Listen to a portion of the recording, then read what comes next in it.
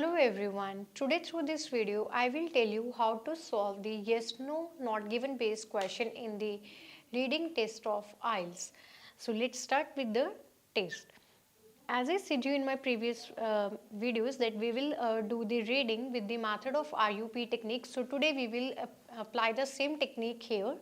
R stands for read the questions first, U stands for understand the demand and underline the keywords, P for passage reading. Similarly, we will use this method for solving the yes no not given questions. So I am going to read the questions.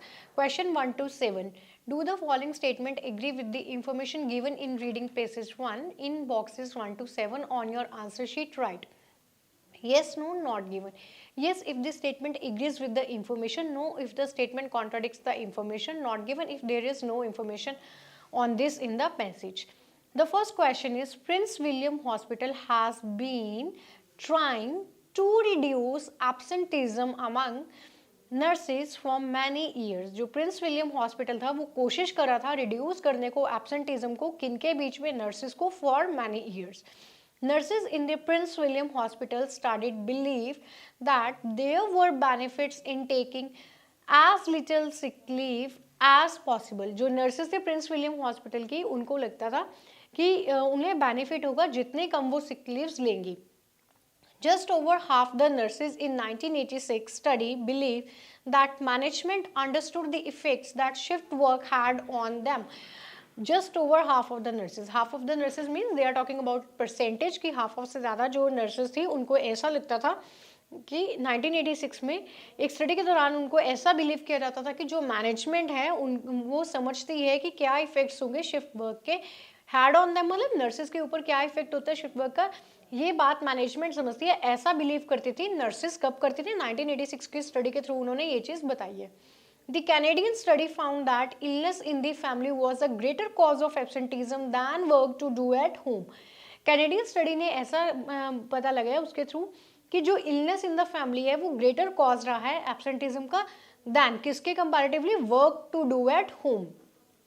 In relation to management के relation में attitude to absenteeism की जो attitude है absenteeism के regarding, the study at the Prince William hospital found similar result to the two 1989 studies की. दोनों ही 1989 की जो दो स्टडीज हुई हैं उनमें सिमिलर रिजल्ट फाउंड किए गए हैं. किसके रिगार्डिंग? एटीट्यूड टुवर्ड्स एब्सेंटिज्म के regarding. Next question, the study at the Prince William hospital aimed to find out the cause of the absenteeism among its 250 nurses. Study जो है प्रिंस विलियम हॉस्पिटल की वो M करती है कि वो find out करेगी कॉजेज को एब्सेंटिज्म के किनके बिटवीन, अमंग 250 नर्सेज. अमंग जो होता है वो मोर देन 2 के लिए लगता है, ठीक है, और अगर 2% की बात होती है तो बिटवीन लगता है. तो एक स्टडी जो थी प्रिंस विलियम हॉस्पिटल के दौरान उनका एम था कि वो फाइंड आउट करेंगे किसके कॉजेज को, एब्सेंटिज्म के कॉजेज को किनके बीच में, 250 नर्सेज के बीच में. The study at the Prince William hospital involve changes in the management practices. जो स्टडी थी प्रिंस विलियम हॉस्पिटल जो हॉस्पिटल की थी वो इन्वॉल्व करेंगे चेंजेस को किसमें, इन मैनेजमेंट प्रैक्टिसेस. क्वेश्चन 8 करने से स्टूडेंट्स आपको बेनिफिट होगा कि you will get the hint कि आपको क्या लोकेट करना है, क्या फाइंड आउट करना है, कौन से पैराग्राफ से आपको आंसर मिलेगा, तो ये आपको हेल्प करेगा. अभी हम रीड करते हैं पैराग्राफ को. You should spend 20 minutes on question 1 to 13 which are based on the reading passage below. As I said you in my previous video that we will spend 17 minutes on each passage so that we can able to complete the reading in 51 minutes and we can save the 9 minutes for unsolved question and for doubtful question. तो dear students from the day 1 जो आप practice करेंगे वो आप ऐसे ही practice करेंगे कि आप अपने ईच पैसेज को 17 मिनट में कंप्लीट करेंगे और 51 मिनट में आपने टोटल 40 क्वेश्चंस कंप्लीट करने हैं और 9 मिनट्स आपने जो सेव करने हैं वो आपने अनसॉल्व्ड क्वेश्चंस और डाउटफुल क्वेश्चंस के लिए रखने हैं. Reading passage below. Absenteeism nursing a longitudinal study. तो एब्सेंटिज्म हो रहा है नर्सिंग डिपार्टमेंट की बात करें, नर्सेज के बीच में एब्सेंटिज्म रेट का क्या कारण है, उसके रिगार्डिंग एक लॉन्गिट्यूडनल स्टडी है. Let's start with the passage. Absence from work is a costly and disruptive problem for any organization. The cost of absenteeism in Australia has been put at 1.8 million hours per day or $1,400 million annually. The study reported here was conducted in the Prince William Hospital in Brisbane, Australia, where prior to this time few active steps had been taken to measure, understand or manage the occurrence of absenteeism. Australia में इस time से prior to this time कुछ actions लिए जा रहे हैं किस चीज़ के रिगार्डिंग, मेजर करने के लिए एब्सेंटिज्म को कि कितना रेट है एब्सेंटिज्म का, अंडरस्टैंड करने के लिए उसको कि क्या कारण हो सकते हैं इसके इसके इम्पैक्ट्स क्या हो सकते हैं, मैनेज कैसे किया जा सके इसको। लेकिन जो फर्स्ट क्वेश्चन की अगर मैं डिमांड बता दूं तो फर्स्ट क्वेश्चन में है in Prince William hospital has been trying, वो ट्राई कर रहा है रिड्यूस करने की बात नहीं हुई है, मेजर की बात हो रही है, अंडरस्टैंड की बात हो रही है, मैनेज की बात हो रही है। तो यहाँ पे जो कीवर्ड है उसमें कॉन्ट्राडिक्शन आने की वजह से जो फर्स्ट क्वेश्चन है डियर स्टूडेंट्स वो नो बनता है, क्योंकि कहीं पे भी उन्होंने रिड्यूस करने की बात नहीं की है, उसकी मेजरमेंट एब्सेंटिज्म रेट को मेजर करने की बात कर रहे हैं, अंडरस्टैंड करने की बात कर रहे हैं और मैनेज करने की बात कर रहे हैं, रिड्यूस करने की बात नहीं हुई है। फॉर मैनी ईयर्स है तो प्रायर टू दिस टाइम है फ्यू एक्शंस टेकन की बात की हुई है, तो यहाँ पे हैज बीन ट्राइंग की बात कर रहे हैं, प्रिंस विलियम हॉस्पिटल है, सारे कीवर्ड्स मैच कर रहे हैं, एक्सेप्ट रिड्यूस वहाँ पे कॉन्ट्राडिक्शन है, इसलिए हमारा जो फर्स्ट आंसर है वो क्या है, नो है। तो यहाँ से हमारा फर्स्ट क्वेश्चन जो है वो सॉल्व हो गया है। Nursing absenteeism. A prevalent attitude amongst many nurses in the group selected for study was that there was no reward or recognition for not utilizing the paid sick leave entitlement allowed them in their employment condition. Therefore, they believe they may as well take the days off sick or otherwise. Similar attitudes have been noted by James in 1989, who noted that sick leave is seen by many workers as right like annual holiday leave. A prevalent attitude, एक prevalent attitude के दौरान nurses में क्या है कि group में select किया गया था एक स्टडी के लिए, there was no reward, उनका मानना है, कौन मान रही है ये बात, नर्सेज मान रही हैं कि देयर वाज नो रिवॉर्ड और रिकॉग्निशन, कोई बेनिफिट नहीं है, कोई रिवार्ड नहीं है अगर वो किसको यूटिलाइज नहीं करती हैं, पेड सिक लीव को नहीं करती हैं जो उनको अलाउ की जाती हैं, किसके दौरान, उनकी एम्प्लॉयमेंट कंडीशंस के दौरान। तो अगर मैं यहाँ से क्वेश्चन नंबर 2 देखती हूँ, नर्सेज जो हैं प्रिंस विलियम हॉस्पिटल में वो ये मानती हैं कि there were benefits in taking, उनका मानना है एक स्टडी के दौरान प्रिंस विलियम हॉस्पिटल की नर्सेज का कि उनको बेनिफिट होगा कि as little sick leaves as possible, कि जितने कम सिक लीव्स वो लेंगे इस चीज़ का उनको बेनिफिट होगा। लेकिन यहाँ पे कॉन्ट्राडिक्शन हो रही है कि देयर वाज नो रिवॉर्ड, कोई रिवॉर्ड नहीं है, कोई रिकॉग्निशन नहीं है। तो यहाँ से मेरा क्वेश्चन 2 भी सॉल्व हो गया है, अगेन कॉन्ट्राडिक्शन की बात हो रही है, so my answer is no. Next read करते हैं, Miller and Norton 1986 in their survey of 865 nursing personnel, it is not personal। यहाँ पे मैं आपको एक कीवर्ड बता देती हूँ, PERSONAL। पर्सनल मीन्स जो आपका निजी होता है, जो इंडिविजुअल मैटर होता है, जो आपसे जुड़ा है, जो आपका पर्सनल इशू है, लेकिन इसकी जो प्रोनाउंसिएशन है वो अलग है, it's personnel, it's PERSONNEL। Personnel word जो है ये मैनेजमेंट में यूज किया जाता है, वर्क फोर्स के लिए किया जाता है, एम्प्लॉयज के लिए यूज किया जाता है, तो स्टाफ के लिए यूज किया जाता है। आज आपने यहाँ से एक न्यू वर्ड भी लर्न कर लिया है, it's personal, it's personnel. Miller and Norton in their survey of 865 nursing personnel found that 73% felt that should be rewarded for not taking sick leave because some employees always use their sick leave। 73% जो nurses थी उनका मानना था कि should be rewarded, कि उनको reward किया जाना चाहिए। अभी यहाँ पे स्टूडेंट्स कॉन्ट्राडिक्शन कर सकते हैं कि मैम क्वेश्चन 2 में अगर देखते हैं कि यहाँ पे बेनिफिट्स की बात हो रही थी कि कम सिक लीव लेने की, लेकिन वो मानती थी कि देयर वर, पास्ट एक्शन है गाइज यहाँ पे, और यहाँ पे एडवाइस की बात की गई है कि उनको बेनिफिट होना चाहिए। ऐसा कौन मान रहे हैं? 73%। तो ये उस क्वेश्चन की डिमांड नहीं है, तो आप यहाँ पे कंफ्यूज नहीं होंगे। 73% जो नर्सेज हैं वो ये मानती हैं कि रिवॉर्ड होना चाहिए कम सिक लीव्स लेने का या ना सिक लीव लेने का, ठीक है। क्यों? क्योंकि ज़्यादातर एम्प्लॉयज़ क्या कर रहे थे, अपनी सिक लीव्स को यूज़ कर रहे थे। फर्दर जो 67% नर्सेज थी फेल्ट दैट कि administration was not sympathetic to the problems shift work causes to employees personal और सोशल लाइव्स। 67% जो नर्सेज थी वो मानती हैं कि एडमिनिस्ट्रेशन सिंपैथेटिक पॉइंट व्यू नहीं रखता है उनके लिए। सिंपैथेटिक मतलब एक सहानुभूति नहीं रखता है उन नर्सेज के लिए जिनको प्रॉब्लम होती है, किसकी वजह से, शिफ्ट वर्क की वजह से होती है, चाहे वो पर्सनल है या फिर वो सोशल लाइफ में। अगर मैं यहाँ पे बात करती हूँ just over the half nurses, half means 50 से half, just over the half, तो 67% की बात हो रही है। तो ये कहीं ना कहीं इस क्वेश्चन की लोकेशन बन रहा है मेरा। 1986 की स्टडी की बात हो रही है, 1986 ऑलरेडी इसी पैराग्राफ में गिवन है। Study believe that management understood करती है, किस चीज को अंडरस्टूड करती है, मैनेजमेंट इस बात को समझती है कि क्या इफेक्ट्स होंगे शिफ्ट वर्क के ऑन दैम, किनके ऊपर, नर्सेज के ऊपर होंगे। लेकिन यहाँ पे बात करी जा रही है कि 67% नर्सेज का मानना है कि जो एडमिनिस्ट्रेशन है उनका कोई सिंपैथेटिक पॉइंट व्यू नहीं है। किसके लिए नहीं है?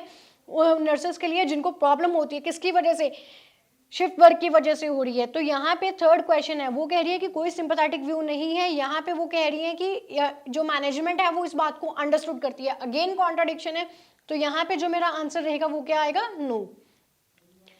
कई बार स्टूडेंट्स का ये भी डाउट होता है, जैसे हमारे फर्स्ट सेकंड थर्ड तीनों क्वेश्चन नो है, उनके आंसर ठीक भी हैं, लेकिन फिर भी उनको पता नहीं एक ऐसा क्यों डाउट हो जाता है कि मैम 3 क्वेश्चन एक साथ नो कैसे हो सकते हैं।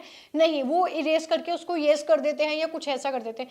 तो डियर स्टूडेंट्स, हमने ये नहीं सोचना कि 3 क्वेश्चन मतलब सीक्वेंशियली कैसे नो हो सकते हैं, कैसे येस हो सकता है, ऐसी किसी भी मिथ पे आपने नहीं जाना है। आपने सिर्फ क्वेश्चन की डिमांड को समझ रहे हो, उसको पैसेज के अकॉर्डिंग येस और नो मार्क करना है। इस तरह का आपने कोई भी लॉजिक नहीं रखना है, कोई भी आपने परसेप्शन या आइडियोलॉजी नहीं बना लेनी है कि 3 आंसर्स कभी एक साथ नो नहीं हो सकते। तो यस, आज आपको ये भी प्रूफ हो गया कि 3 आंसर जो है सिक्वेंशियली नो हो सकते हैं। नेक्स्ट रीड करते हैं, आइए। Only 53% of the respondents felt that, respondents किसके लिए यूज किया गया है? नर्सेज के लिए। 53% जो नर्सेज थी फेल्ट दैट, वो फेल्ट करती थी कि जो एवरी एफर्ट है वो मेड करती हैं स्केड्यूल स्टाफ फेयरली।